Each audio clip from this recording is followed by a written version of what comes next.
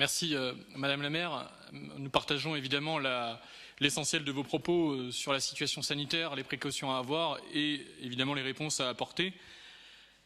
Mais j'aimerais tout d'abord en propos introductifs justement revenir sur le fait et déplorer le fait que la parole des oppositions soit reléguée, ce soir par exemple notamment, pour l'essentiel en seconde partie de soirée, dans un gloubi-boulga thématique. Déjà que nous devons procéder à une sélection des points qui seront présentés en séance publique du conseil municipal, chose peu commune pour une ville de notre taille, faute de pouvoir visiblement tenir 8 ou 9 conseils municipaux par an, nous dit-on. Vous ne reculez devant rien pour taire la contradiction et vous n'hésiterez sans doute pas à vous étaler durant la première partie de l'ordre du jour pour mieux vous plaindre en fin de séance des longueurs d'une opposition pourtant constructive. Si vous aviez la possibilité légale de supprimer le conseil municipal, nul doute que vous le feriez.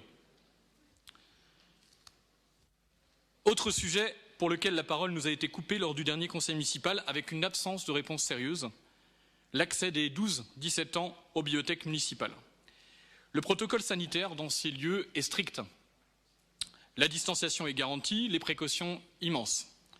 Et pourtant, nos jeunes non vaccinés, parfois car leurs parents en ont décidé ainsi, ne peuvent y avoir accès. Au-delà de l'emprunt des livres, c'est l'égal accès au numérique qui est aussi en jeu. Parfois même pour prendre des rendez-vous sur Doctolib. Paradoxe, s'il en est. Or, alors que nous sommes une des villes les plus jeunes de France, alors que les inégalités sociales et scolaires y sont fortes, vous acceptez sans broncher cette mesure discriminatoire qui pénalise notamment nos scolaires.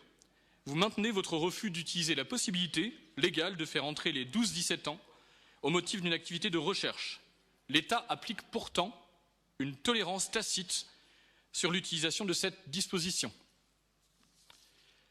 Le fait d'être entassé dans les magasins pour le Black Friday ou dans les transports en commun aux heures de pointe ne semble pas vous inquiéter, à contrario. Soyez un peu courageux, un peu à l'écoute des professionnels des bibliothèques qui souffrent de voir les publics déserter ces lieux de savoir et d'animation. La question qui mérite d'être posée est la suivante. Défendez-vous tous les Mulhousiens ou seulement ceux qui ont le privilège d'avoir à la maison une bibliothèque bien garnie et un accès facile au numérique? Pour terminer, je souhaiterais saluer le courage et la force de deux Mulhousiens, Anaïs Vogel et Ludovic Holbein. Ces deux militants ont mené une grève de la faim de plus d'1 mois à Calais pour dénoncer l'inhumanité de l'État français dans le sort réservé aux réfugiés et aux exilés qui souhaitent rejoindre le Royaume-Uni. Nous pouvons être fiers des valeurs qu'ils ont défendues et portées notamment contre vents et marées. Notre pays n'a pas le droit d'empêcher des gens de quitter son territoire et a surtout le devoir moral de respecter les personnes en situation de détresse. De même que nos forces de l'ordre n'ont pas le droit de dégrader leurs biens ou de les harceler. Notre devoir d'humanité ne doit pas s'effacer devant les pulsions de repli et de rejet de l'autre. Le devoir de leur ville d'origine, Mulhouse, est de leur réserver plus qu'un silence assourdissant. Notre histoire nous l'enseigne et Mulhouse est au croisement des destins tragiques et ballottés. Ceux qui ont fui notre ville et l'horreur de la guerre, ceux qui ont survécu et ont été accueillis, garderont à jamais ce souvenir de la main tendue des cœurs qui se sont ouverts. Alors oui, Anaïs et Ludovic sont des passeurs de dignité et de mémoire.